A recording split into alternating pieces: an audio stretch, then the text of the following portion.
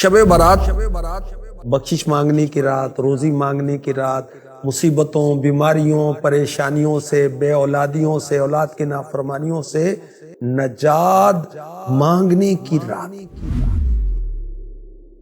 اس کے بارے میں اللہ کے حبیب صلی اللہ علیہ وآلہ وسلم نے فرمایا، جب شعبان المعظم کی 15ویں رات شب برات آئے تو اس میں عبادت کرو، دن میں روزہ رکھو۔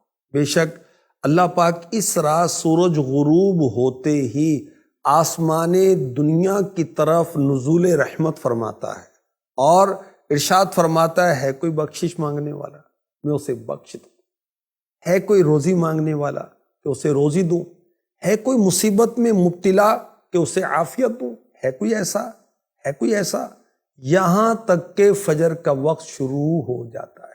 شب برات کے 6 نوافل کے بارے میں کچھ عرض کرتا ہوں۔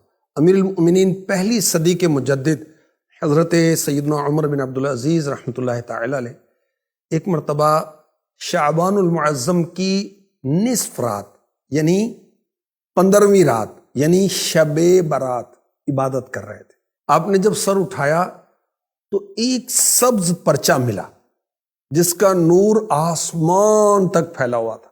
اس پر پتہ کیا لکھا ہوتا؟ هذه براءة من النار من الملك العزيز لعبده عمر بن عبد العزیز، خدائے مالک و غالب کی طرف سے یہ جہنم کی آگ سے آزادی کا پروانہ ہے جو اس کے بندے عمر بن عبدالعزیز کو عطا ہوا ہے۔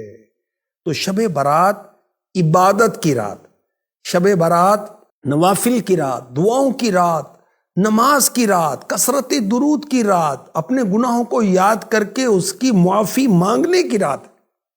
اور اولیاء کرام کی یہ روٹین رہی کہ وہ شب برات پر مغرب کی نماز کے فرض اور سنتوں کے بعد 6 رکعت 2 کر کے پڑھتے تھے۔ پہلی 2 رکعتوں میں یہ نیت، یا اللہ ان 2 رکعتوں کی برکت سے مجھے درازی عمر بالخیر عطا فرما۔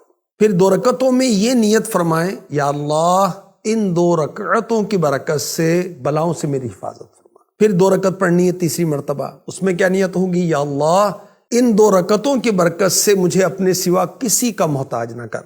نوافل پڑھنے کا طریقہ کیا ہے؟ ان 6 رکعتوں میں سورہ فاتحہ کے بعد جو چاہیں وہ صورتیں پڑھ سکتے ہیں، چاہیں تو ہر رکعت میں سورہ فاتحہ کے بعد 3 بار قل هو اللہ شریف یعنی سورہ اخلاص مکمل پڑھ لیں تو انشاءاللہ ہر رکعت میں ایک قرآن پڑھنے کا ثواب، 3 مرتبہ سورہ اخلاص پڑھنے سے ایک قرآن کی تلاوت کے برابر ثواب ملتا ہے۔ اچھا، ہر 2 رکعت کے بعد 21 بار 21 ٹائم قل هو اللہ احد پوری سورت پڑھنی ہے، اور پھر سورہ یاسین، یعنی یہ کر لیں یا یہ کر لیں یہ بھی آپشن ہے، اور دونوں کریں یہ بھی آپشن ہے، اور یہ زیادہ بیسٹ ہے۔ اچھا، یہ بھی ہو سکتا ہے کہ ایک اسلامی بھائی بلند آواز سے سورہ یاسین شریف پڑھے، بقیہ خاموشی کے ساتھ سنیں، اور یاد رکھیں کہ سننے والا اس دوران زبان سے سورہ یاسین بلکہ کچھ بھی نہیں پڑھے گا۔ جب قرآن کریم بلند آواز سے پڑھا جائے تو جو لوگ سننے کے لیے حاضر ہیں ان پر فرض عین ہے کہ چپ چاپ کان لگا کر سنیں۔ انشاءاللہ الکریم شب برات شروع ہوتے ہی ثواب کا انبار لگ جائے گا۔ ہر بار سورہ یاسین کے بعد دعائے نصف شعبان بھی پڑھیے۔ دعائے نصف شعبان جو ہے آقا کا مہینہ، امیر علیہ سنت کا رسالہ جو ہے اس پر آپ دیکھ سکتے ہیں۔ اللہ کے حبیب صلی اللہ علیہ وآلہ وسلم نے فرمایا، جس نے عیدین یعنی عید الفطر اور عید الاضحیٰ کی رات اور شعبان معظم کی 15ویں رات یعنی شب برات عبادت میں جا کر گزاری، اس دن اس کا دل نہیں مرے گا جس دن لوگوں کے دل مر جائیں گے۔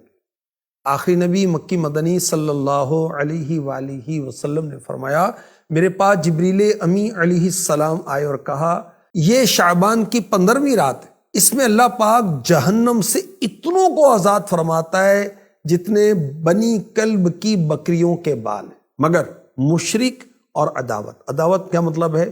دشمنی رکھتے ہیں آپس میں ایک دوسرے سے، اور رشتہ کاٹنے والے یعنی خونی رشتے ہوتے ہیں ان سے تعلقات ختم کر لیتے ہیں، تکبر کے ساتھ ٹخنوں سے نیچے کپڑا لٹکانے والے، والدین یعنی پیرنٹس ماں باپ کی نافرمانی کرنے والے، اور شراب کے عادی کی طرف اللہ پاک نظر رحمت شب برات میں بھی نہیں فرماتا۔ حدیث پاک میں ہے، جو کوئی شب برات میں 100 رکعت پڑھے تو اللہ کریم اس کے پاس 100 فرشتے بھیجے گا، جن میں سے 30 فرشتے اس سے جنت کی خوشخبری سنائیں گے، 30 فرشتے اس سے عذاب دوزخ سے بچائیں گے، 30 فرشتے اس سے دنیا کی تکلیفیں دور کریں گے، اور 10 فرشتے اس سے شیطان کے مکر و فریب کو دور کر دیں گے۔